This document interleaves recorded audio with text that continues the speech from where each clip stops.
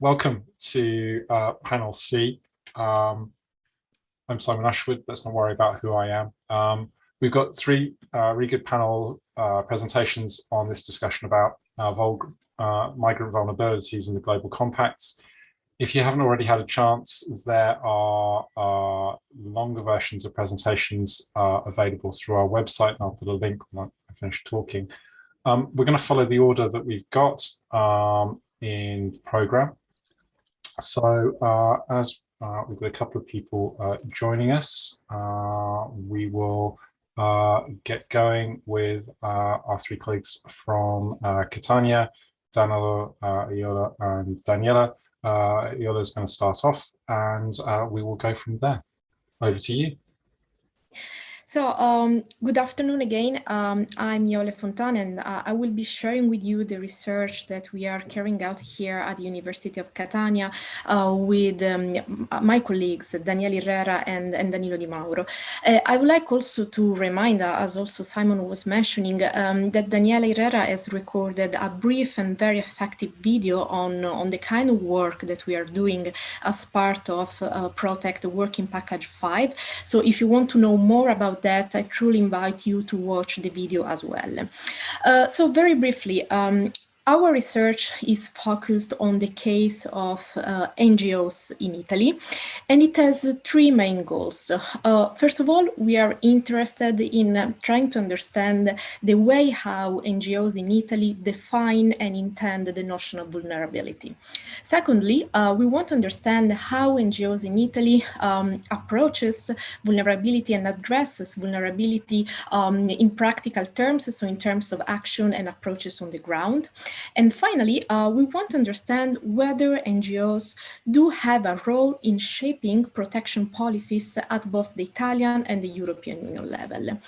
So these are the three main goals of the research. Of course, this kind of research is framed within the vulnerability paradigm, which is a paradigm that is not new at all, but still one that remains very contested and very contentious, I will say, because we have plenty of definitions of what vulnerability is.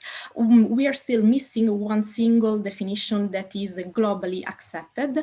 And of course, this has several implications because several definitions entail even different alternative ways of approaching and addressing vulnerability. So here in the slide, you can see two different definitions, one provided by the UN General Assembly that is focused on the causes of vulnerability, and another one provided by the EU Council that is instead stressing different categories of vulnerable people.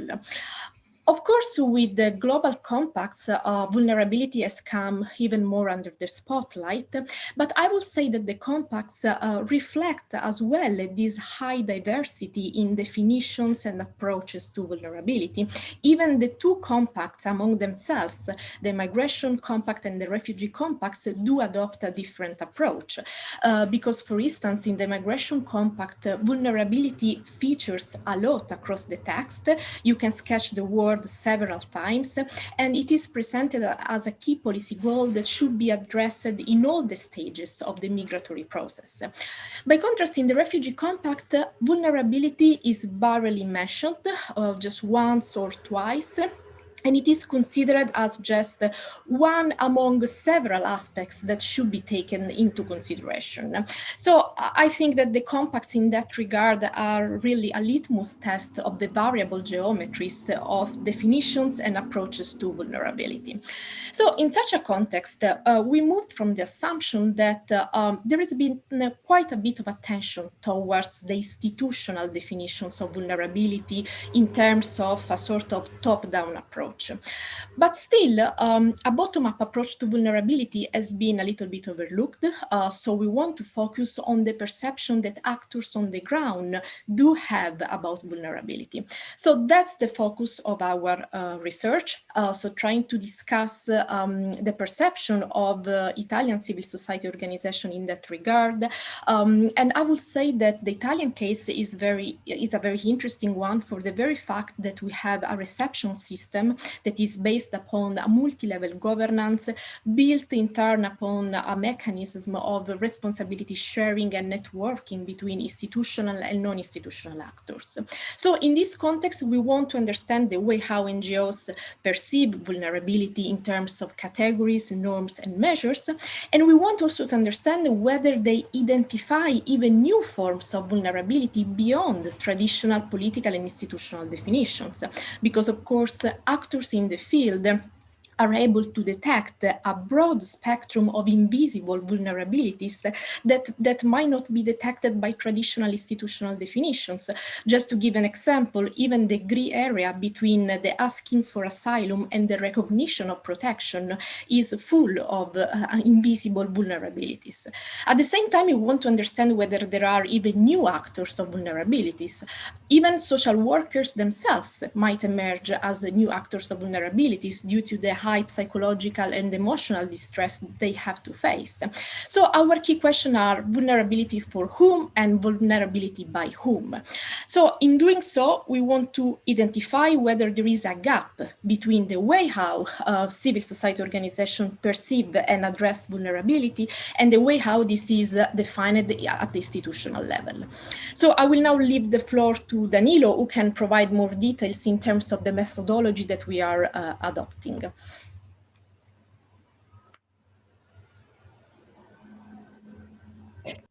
Yes, thanks, Iole, and thanks all for participating to this. Basically, I'm going to present our plan of research and not really go in detail of results, since we are still collecting data in the field. Our main focus is on vulnerability, but we got a really complete survey on civil society organizations' views, both at attitudinal level and at behavioral, let's say, level, since they collect also data about what they do in the field, so their activities both at institutional and practical level in the assistance and integration of migrants. So the survey concerned mainly, as far as our interest of research are concerned, 5 main topics that are the saliency, the jurisdiction of our level, the natives, immigrants' rights, the perception of duties of countries towards, of course, migrants, and the activities of civil society organizations. The saliency basically draw the picture of how important the topic is for the organization concerned, and it distinguishes between different types of categories of topics such as asylum, refugee protection, and economic migration. And it's a key aspect to understand to what extent this is an important issue for the organization survive. The jurisdictional power level concerns the power level of the institution of our level, especially distinguishing between international, national, regional, or local level. Basically, the survey provides through different questions the favored authorities in charge of dealing with migration issues. And then we move on views of natives and immigrants' rights. In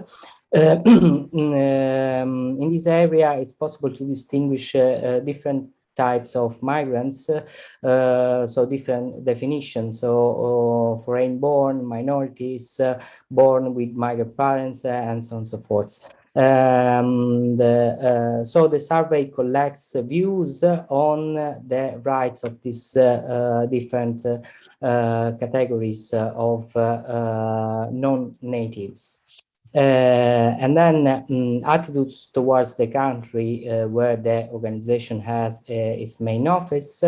Basically, it concerns the actions of the countries towards the refugees, so to contain or to deal with the refugee flow, to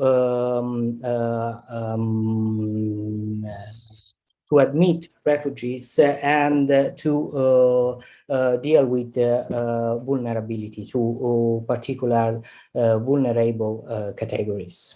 And at the end, we have two sections dealing with the behavioral parts of the organization activities, so distinguishing the areas where they operate, such as advocacy, receptions, basic needs, rescue, and so on and so forth. And section D concerns the attitudes towards the two global compacts, the global compacts of for migration and the global compact for refugees.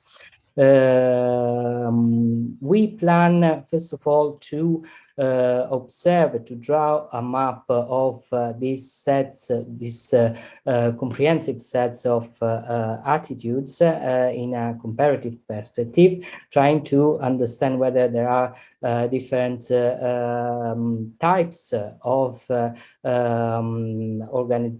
organizations according to different views, and to draw the profile of the Italian organizations versus the other international organizations worldwide. And then we will focus on vulnerability, trying to explain the differences in perception and attitudes towards this set of concepts, or in a broad sense, the different dimension of vulnerability. Also, by trying to explain why some organizations have some views while others have different position on that. I think I don't have nothing else to add, and thanks for organizing the conference and for inviting us. We are, of course, available for answering to questions. Thank you very much for that. If people have questions, we'll kind of take those at the end after you've had the other two presentations. But do post them in the chat, or just send me a message on the chat and we will get to you. So moving on from the role of CSOs, we're going to talk about planned destitution with Janna Wessels. Please, the floor is yours. Thank you, Simon, and thanks also obviously to the Toronto team for putting up such an excellent conference.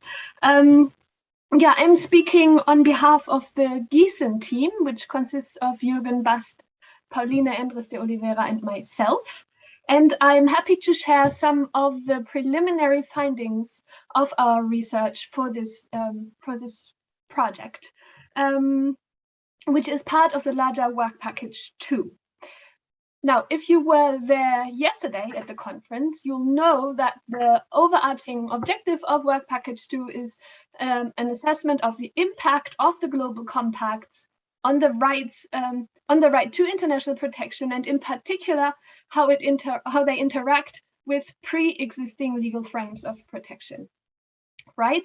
And specifically then the core of the Work Package 2 research is into legal relations between the compacts and migrant and refugee rights as they're laid down in international law, and also, especially for the European teams working in this work package, the prospects for reforming the common European asylum system. As Elspeth and Jürgen laid out, we work with the following hypotheses. So first, we think that the Global Compact for Migration may actually be more relevant than the Refugee Compact for the international protection regime. Second, we think that the non-binding character of the Global Compact for Migration is not an obstacle to its potential impact, but rather a general feature of modern international law. And also, we think that the Global Compact for Migration, even though it does not mention refugees, is relevant for protection-seeking migrants as well. Now, what I'll do today, very briefly, is illustrate this with a very concrete example from our research, namely the use of policies of planned destitution in the EU. What's planned destitution? Well, planned destitution refers to situations where social and economic exclusion is used as a policy tool to control migration, especially as a deterrent against unwanted migration, including forced migration, so also protection-seeking migrants. This definition is inspired by the work of Yves Lester from 2018. Do we have planned destitution in EU migration policy, and where? Right? In our research, we found two areas in particular where such policies are at work and stand out. One is policies that serve or that aim to prevent movements of asylum seekers within the EU, and the other is policies or measures that aim to enforce returns to third countries, so to countries of origin or former residents outside of the EU. Now, in both these constellations, the migrant, the asylum seeker or rejected asylum seeker, does not leave when the EU or the member state expect them to. Fabian Georgi called this kind of situation the obstinacy of migratory movements in his 2019 book. And then the question, I'll first explain both of these constellations a little bit more closely. So secondary movements, as this audience probably knows, in the European Union, the so-called Dublin regulation assigns a particular member state that's then responsible for processing each individual asylum claim. However, some asylum seekers move on to other member states regardless, and this kind of movement is then called secondary movement. The EU and or the member states obviously want to prevent that, because that's not how they planned the system. How do they try that? Well, member states sanction secondary movements with curtailing material reception conditions. So those things that are usually granted to asylum seekers, such as housing, food, or clothing. The CJU, the Court of Justice of the European Union, has repeatedly held that such policies are illegal. In 2012, early judgment, Simat and Justi, it held that, but also much more recently in the case of Hakbin in 2019. And it found that to be illegal because the EU legal framework does not foresee sanctions for onward movement that emerges from the reception conditions directive. But in light of this, then, the most recent reform proposals now plan to create a legal basis for this kind of policy, right? So then they won't have that problem anymore. So they create a legal basis for this kind of planned destitution policy. As for the second area where we found planned destitution, the situation is as follows. some rejected asylum seekers and also other irregular migrants who have been issued a return decision cannot be immediately deported, right? They are obliged to leave, but the deportation cannot yet happen. And reasons for barriers to removal, for why they cannot be deported, can be of very different kinds. For example, of a humanitarian nature, legal or practical. So it can be because of the non-refoulement principle, that they would fear harm upon return, but also much more mundanely, delays in obtaining necessary paperwork from third countries, or also that the migrant, the asylum seeker, the rejected asylum seeker, does not cooperate in their own deportation, right? But the EU and all the member states want them to leave, of course. So what do? Well, the EU legal framework does not define what to do with these people. So that it does not define the status and rights of non-removable migrants, those who have to leave but cannot be returned. That emerges from the return directive. So it creates a legal vacuum that has to be filled by domestic law, by the member states. And what they do, they create hostile environment policies. The term was coined by Theresa May a few years ago, but very similar policies have been in place for a long time, for example, in the Netherlands, and more recently also in Austria and Germany. And they often involve making access to basic needs conditional upon cooperation with return, right? So withdrawing reception conditions, or access to food and clothing, etc.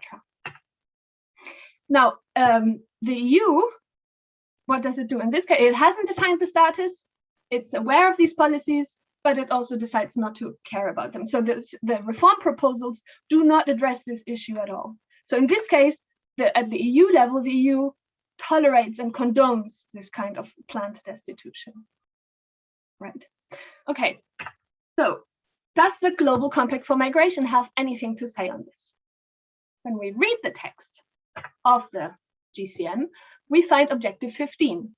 And that objective says that states commit themselves to ensure that all migrants, regardless of their migration status, can exercise their human rights through safe access to basic services.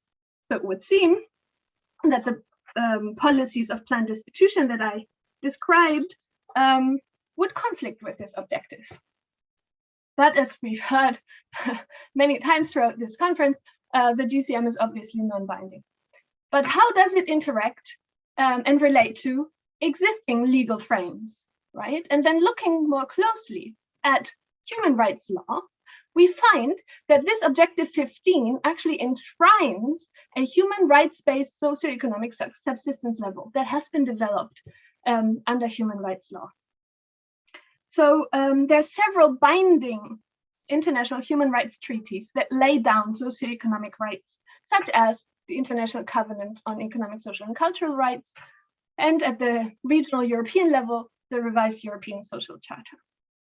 And the supervisory bodies of both of these binding instruments have developed in their quasi-judicial decision-making practice that a minimum core of all the rights that are laid down in the respective instrument has to be granted for everyone in the case of ICESCA, and for migrants, even if they're there illegally in the case of the European Social Charter. Now, much like the GCM, the decision-making or the quasi-judicial practice of these bodies isn't itself binding, even though the instruments are binding, right?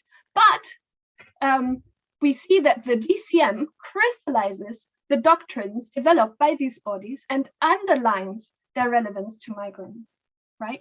So what we can say, the least we can say, is that the GCM and international human rights law at that point mutually strengthen each other and can refer to each other to underline the doctrines developed under international law. And then, seen in the slide, we can say that the EU and its member states are accountable for guaranteeing a minimum standard of socioeconomic rights for all migrants in the EU or on their territories, irrespective of their status, in order to live up to their commitments under international law. Oops, that's it for my quick presentation. Thanks. If you want to read further about policies of planned destitution, I recommend that you look out for Human Rights Challenges to European Migration Policy Chapter 6 addresses that. It will appear very soon. But obviously, I'm also happy to discuss any questions you have. Thanks. Thank you very much, Jana. Lastly, but not least, and I'm aware that Jana has not only had to prepare for this presentation, but it's also had to prepare for the entire conference. So I thank you to you for that. And I know there's been various things you've had to be dealing with as we've been going. Jana, presentation on some of your preliminary findings from the fieldwork in Canada. Okay. So this research is part of the PROTECT WP4 fieldwork, and I'm going to delve straight into our findings for the sake of time, because I also want to highlight a lot of quotes that have come out of our interview so far.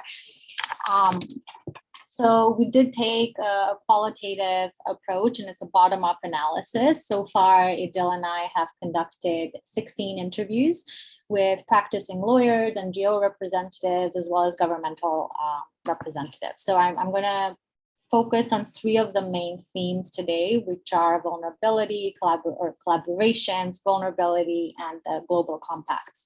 I will say that through our thematic coding, we have identified about 9 themes so far, and we will continue to investigate these as well as link it to the theoretical framework of the project as we progress at later stages.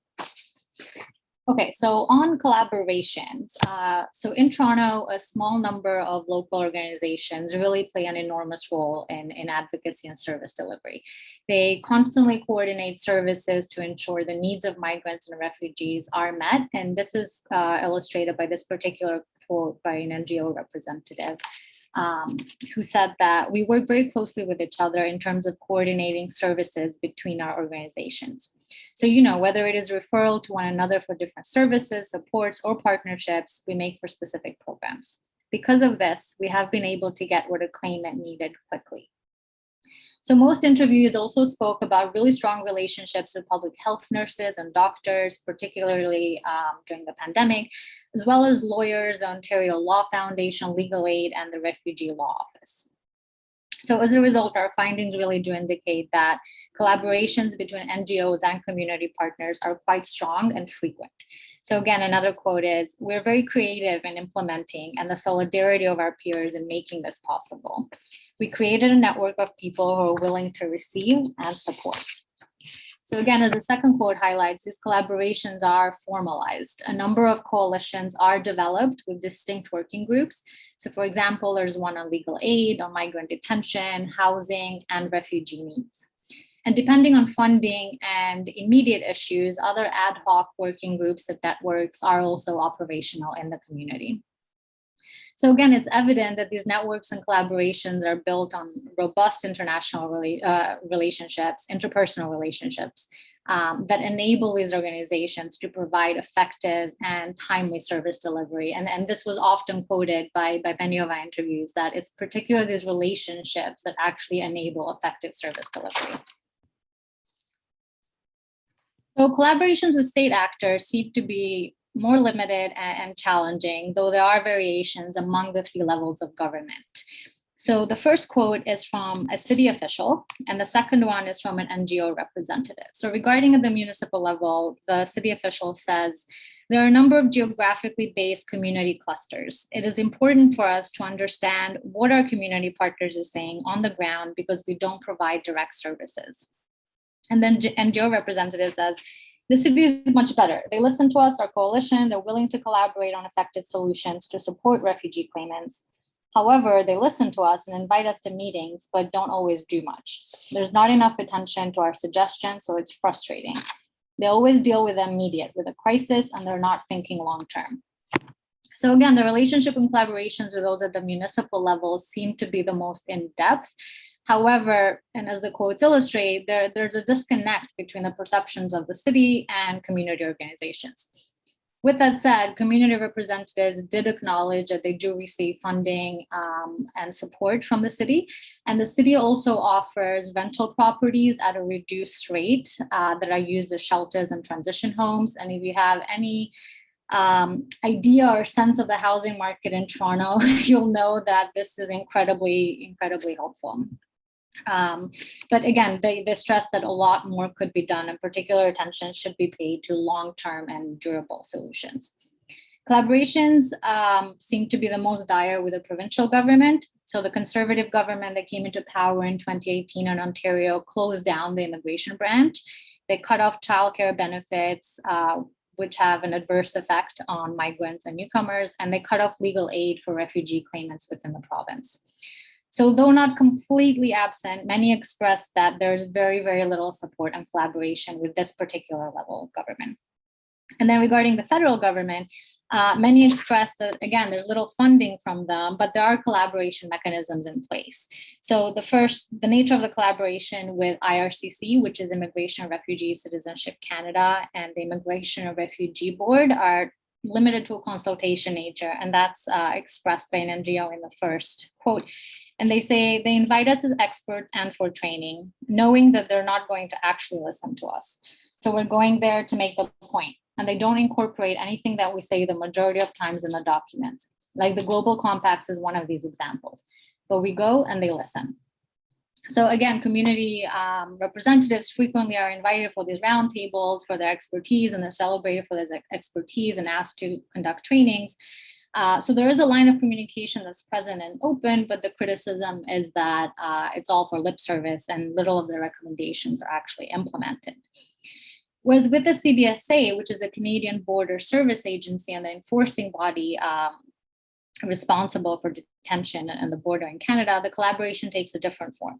So it's characterized by more of a negotiation in an attempt to keep as many migrants and asylum seekers out of detention.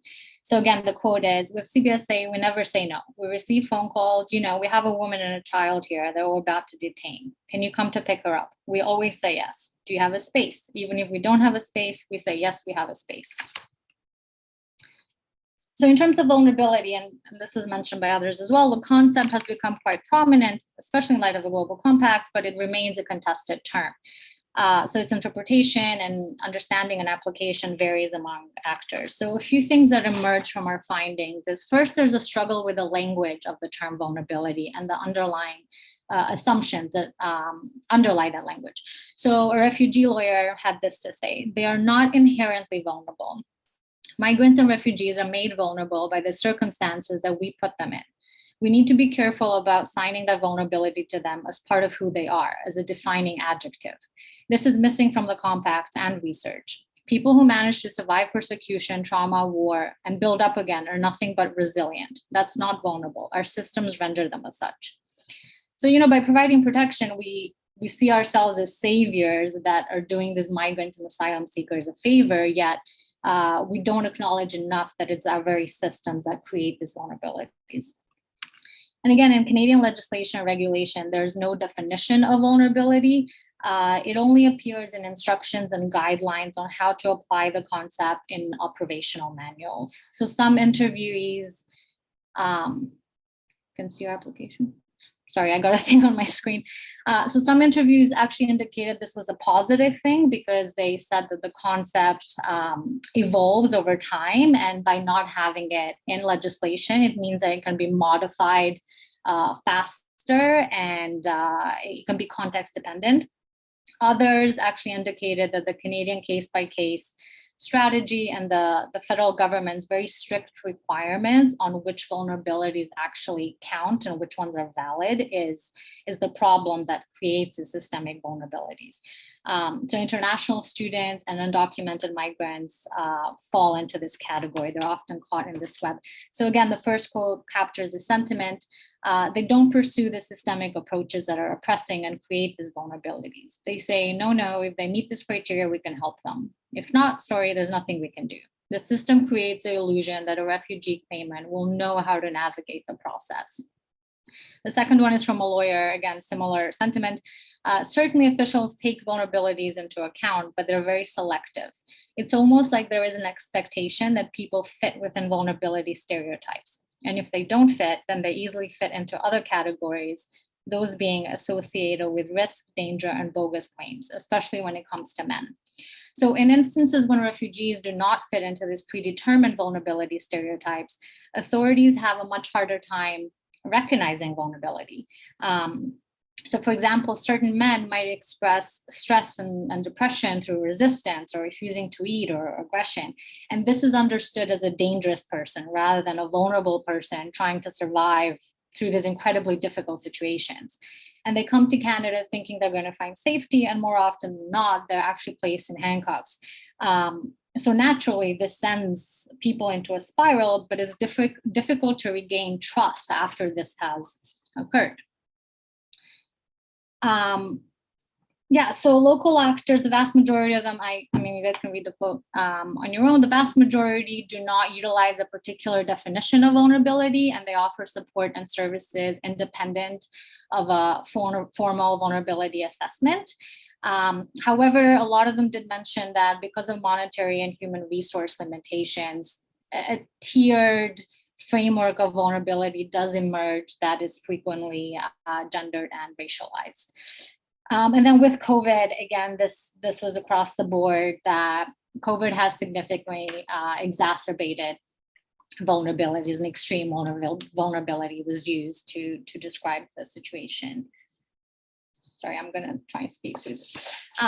Okay, so with the global compacts, ultimately our preliminary fieldwork reveals that there's a chasm between Canada's official response to the compact and its implementation on the ground.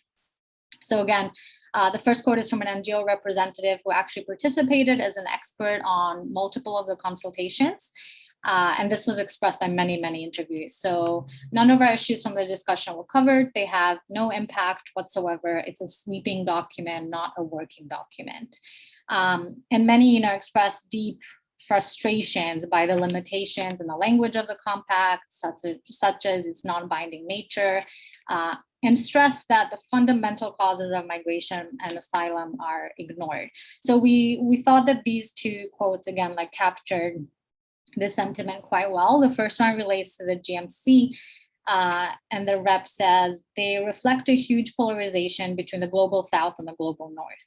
We are not dealing with the same issues, and making it non-binding is a complete waste of time. Orderly migration, the issue is irregular migration. The causes of migration are completely ignored. And then with regard to the GRC, when they ignore the Refugee Convention, they're avoiding the discussion that the convention is outdated and no longer appropriate for the issues we are dealing with.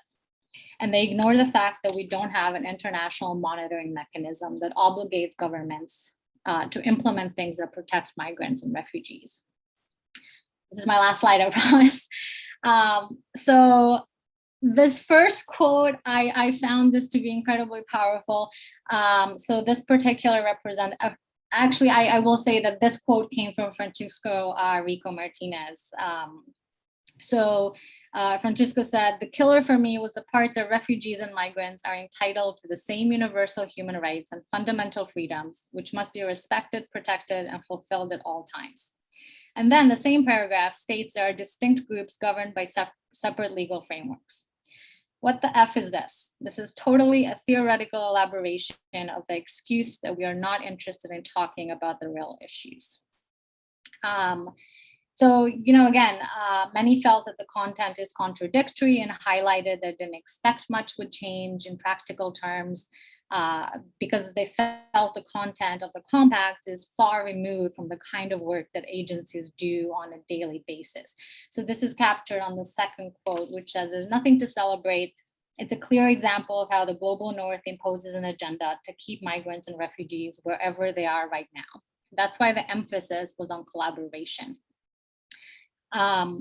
So again, they stressed the aim was to calm down the global South and that this was a Band-Aid solution. With all this said, I would like to end on a somewhat positive note. So a number of interviews did stress that the compacts have opened up a space for collaboration between NGOs and a space for governments to have more conversations. So the last statement is the compacts have given space for new relationships to develop, for a more in-depth and diverse form of collaboration between NGOs at the national and international level. There are many moving parts between the compacts and agencies working on the ground, and though non-binding, at least it opens up space for governments to have discussions.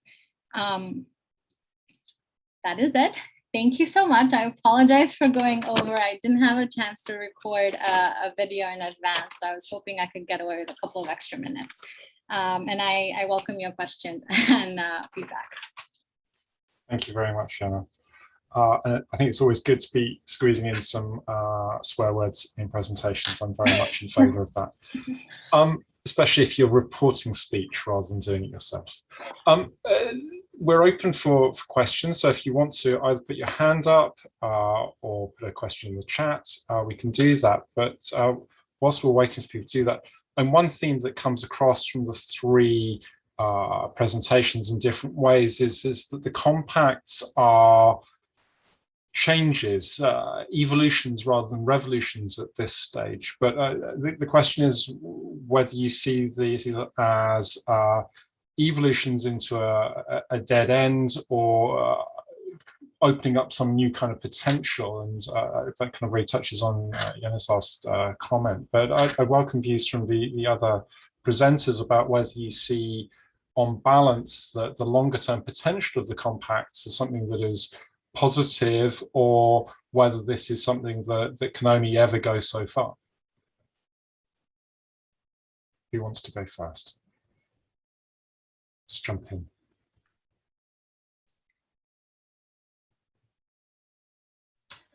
Oh, thanks, Simon. Good question. I think in terms of from the legal perspective, very much depends on how it is being used. So whether so the argument I made that particular objective crystallizes something that's already developed elsewhere does require a little bit of work, right? So we had to look into the decision-making practice of those committees, and then found that, oh, look, this is actually backed up. So then we can draw on the Global Compact on that objective and say, there too, the community said that this should apply, and so kind of make creative legal arguments with the help of the compacts. And I think it depends to what extent, you know, lawyers, NGOs that are involved in litigation, etc., use them, and how they're being picked up. So I think there is potential there, but it has to be seized. And clearly, it's not. This is not revolutionary, but there's little arguments that can be. Anyone from the Catania team, and just maybe reflecting on the comparison between the Canadian case and the Italian organisations that you've interacted with so far. So I'll say, I guess, on the Canadian side, there really isn't a lot of hope. Majority of people that we interviewed had very, very little knowledge of the compact, and really indicated that it has very little impact, and they don't anticipate it having much impact in their day-to-day. And a lot of the reasons cited were also that Canada likes to keep this perfect image in the international sphere and international agenda, that we're very welcoming and we're migration centered, but the compacts are a little bit removed from what actually goes on practically on the ground. So, and many also expressed, you know, I wonder if this document will ever get reviewed. It's just going to be stuck in someone's desk kind of thing, and it's not helpful practically. So there was little hope. Thanks. Jona. Yes, I can add also on that. So we are still waiting for the result of our surveys, but still from some preliminary interviews that were carried out also as part of Working Package 4, what emerges is that also, as Jona was saying, that many civil society organizations are not completely aware of what the compacts are, especially the smallest one at the local level. So that's the first point. The second point is that many of those who are aware of the compacts were stressing the fact that there seems to be a gap between the kind of notion of vulnerability that is enshrined in the compacts and the real needs on the ground. So many were stressing the fact that most of these documents, the compacts, but also even other documents at the national or at the EU level, are not really able or are not really aware of what are the real vulnerabilities on the ground, because there are even alternative vulnerabilities that at times are not taken into consideration, even if we consider the issue of homosexuality or transgender issues that are often not being mentioned in several of these documents. And a final point, and also this is something that I really enjoyed from Jona's presentation, the interview that was mentioning the fact that these people are made vulnerable by our system. This is also a common perception that emerges from many NGOs in Italy, especially given the fact that they share is that in this kind of approaches, including the global compacts, migrants and asylum seekers are taken as policy objects. So as vulnerable people that have to be protected, but as a mere policy object and are something or someone that has to be addressed by certain measures. But what many NGOs try to stress is the fact that these people are endowed with an actorness, are endowed with an agency and with their own capacity to act. And so at times is not taken into consideration by several documents. So they were all stressing the fact that there is a real gap between what is written on paper and what is happening on the ground. Daniela and then Jana. Yeah, thank you, Simon. I just would like to add a few things to what Jona has already just said about Italian NGOs.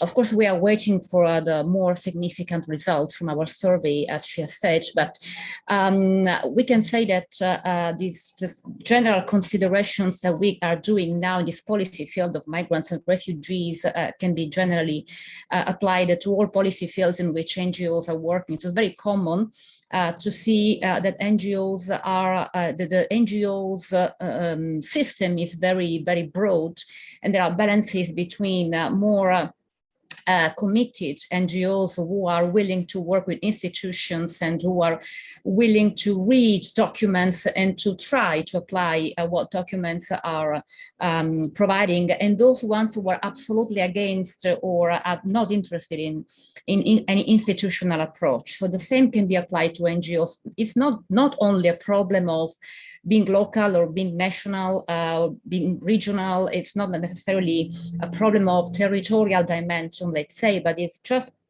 related to the nature of NGOs. So this is why we are expecting more results, especially on the approach NGOs have in respect to the topic, because it belongs to the nature they have. They're the nature of their own, aims and missions and so on, but also what they expect to do in respect to their donors, to their recipients, because donorship is another big issue that should be analyzed, particularly in this specific field. In the end, I just would like to say that it is not a surprise that this gap can be observed, and that there is a lot of frustrations, as it was seen very visible in the Canadian case. It's not a surprise because it's absolutely part of how NGOs are dealing with these very sensitive issues, and how they are also dealing with different institutions, being, of course, the UN, the EU, or even states. So in a way, let's say this is not a big surprise, but once again, we look forward to the results, because we would like to see whether this surprise can be in a way contradicted, let's say. Thanks. Thank you. Yes, so it's worth saying that we're still collecting data on the survey, but yeah, at the moment, the initial responses we've had very much echo the points that you've been making. Jana. Yeah, I have a question to the other panelists or anyone who might like to comment on this, because I think something you said, Jona, made me think of this. I wonder, because you've been speaking to NGOs and people who from the civil society, whether the fact that there is this review process ever came up. So there were the regional reviews this past year in 2020, and now next year we have the global reviews, and states did submit reports. There was this whole civil society kind of consultation. Did that ever come up? Do they know that that's happening? And the ones you spoke to, or is that really a different kind of NGO that contributes to that? And so I'm just wondering whether that's a thing. That's a wonderful question. So it came up in a couple of occasions, only from NGO representatives that were actively involved as experts, or were invited by state actors, at round tables and sort of formal discussions. And they indicated that, again, from a Canadian perspective, Canada was already doing the things that it's claiming it's doing as a result of the compact. So for example, settlement, right? Like private sponsorship of refugees in Canada has been going on since the Indo-Chinese movement in the late 70s and early 80s. So Canadians have already, there's many issues with the model, but Canadians are already doing that. So part of like the report and the pat on the back that the Canadian government gave itself was, oh, hey, we're doing all these great things with settlement. Or another example with alternative pathways to settlement is a few years ago, a number of organizations and lawyers came together and basically pitched a pilot project that let's use the economic stream to bring in refugees that have these skills. So rather than have them go through the system and wait and backlog, let's just bring them in through like the Canadian Experience class. And it started off with about 15 refugees. So this was another thing that Canada has committed itself through the compact, and basically said, hey, we've done a really amazing job, but they were doing that before anyway. So this was sort of the sentiment expressed by a couple of people that were aware of the reviews, that really the fundamental concerns that NGOs and civil society have are not, as many of my quotes reflected, like we're being listened to, but it's in one ear and out the other. Like they're not actually taking our considerations and recommendations seriously. Thank you. Yeah, I think it's worth saying that, in the survey that we've been doing in Work Package 5, I think where NGOs have been strongly engaged with the compact, it has been about trying to address the shortcomings, and that's been very much the attitude that we've seen. So I think, again, referring back to what I was talking about in yesterday's presentation, they are, as a sector, pushing very much more for a more rigorous approach, maybe a legally binding one. And so potentially over time, they add weight to that kind of aspect of it, which comes back to your presentation, Jona, about the binding versus the non-binding nature of this document. And I think also, given that this is a compact that, whilst it aims to bring in social partners, still focuses very much on the state level, which is, I think, part of the reason why NGOs, CSOs have felt somewhat outside of the ring on this. I'm aware that time is nearly passed with us. I don't know if there are any questions from our audience members. The black squares not doing anything at the moment. So I think what we'll do is we'll have maybe a couple of minutes before I send you back to the final session, just for some goodbyes. And I'll put the link in just so you've got it, but it's in the emails that you've been sent. I'd just like to say thank you very much to all three sets of presenters. Again, please do go and have a look at the videos that we put up on the conference website. And all of us are very happy to pick up on conversations individually through our emails. We're all online, I would say all of the time, but not at weekends, probably, or we shouldn't be. So thank you very much, and I hope that this has been useful, and I look forward to seeing you again in a couple of minutes back in the final session. Goodbye. Thank you, Simon. Thank you, everyone. Thank you very much. Thank you. Bye-bye. Thank you. Thank Bye. you. Bye.